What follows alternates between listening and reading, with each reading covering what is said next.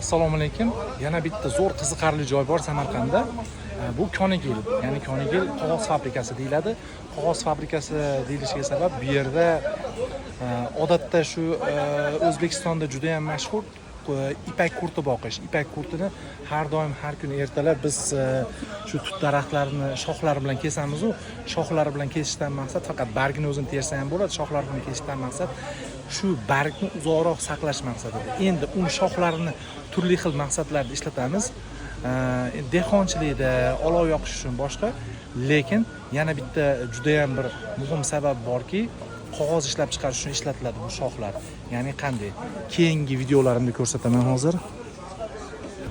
Dastlab mana shu shoxlarni suvda yaxshilab namlab olib, yumshatib, keyin uni terisidan shunday qilib ajratib, tagida qolgan terini bunday qilib nimada qozonda qaynatiladi. Ya'ni yana ham yumshatish uchun qaynatiladi.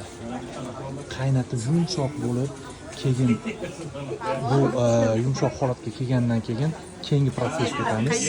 Keyingi protsess mana bu yoqdan davom etadi. Hozir bu tomonda asosiy katta ariq, bu yoqdan bo'lsa kichkina ariq ochilgan. Sababi bu mexanический apparatda, ya'ni shu hozirgi motorlarda oldingi ko'rinishi bo'lgan, qadimiy ko'rinishi mexanический apparatda avtomatik ravishda suv kuchi bilan hech qanaqa elektrsiz, hech qanaqa boshqa energiya vositalarsiz ishlashini ta'minlash uchun bu kichkina ariq bu yerdan ochilgan.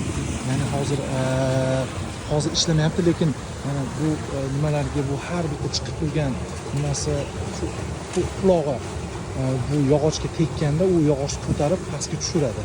Ya'ni qanaqa protsess ketishini ichkarida ko'rsataman. Xuddi qadimiy nimalarga o'xshaydi. Qadimiy shu un ishlab chiqaruvchi zavodlarga o'xshaydi, tegirmonga o'xshaydi. Mana xuddi shunday qilib, mana shu tayyor bo'lgan nimani siryoyimizni, ya'ni yarim tayyor mahsulotimizni bu yerda yana ham maydalab, yumshatib, keyin bu tomonga berishadi. Ya'ni bu qozonda shu tayyor bo'lgan mahsulot bu yerda mana buning ichida deyarli ko'rinmaydi, sababi mayda holatga keladi. Keyin bu filtr, ya'ni bu filtr bilan elekka o'xshagan narsa bilan shundoq qilib ko'tarib suzib olinadi. Bir qavat tayyor bo'ladi. Tayyor bo'lgandan keyin mana bu holatda quritiladi. Ya'ni shu tayyor bo'lgan bir qavat mana. Bu endi shundan tayyor bo'lgani. Endi oxirida qurigandan keyin bu kabi toshlar bilan